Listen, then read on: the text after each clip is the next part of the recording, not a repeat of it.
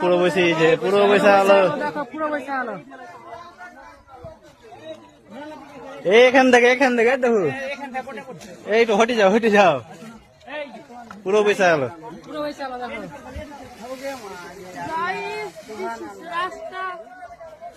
রাস্তার অবস্থা হয়ে গেল। আল্লাহ কত বড় চাপ পড়ছে, পয়সা হলো কত বড় এ বছরে এটা বড় চাপ, এ বছরে এটা বড় চাপ, কত বড় ডিব্বে এ বছরে এটা বড় চাপ সব থেকে কঠিন। ওকে এখানে 2 ঘন্টা বাড়ি হতো। আল্লাহ এক কাঠার বেশি হবে।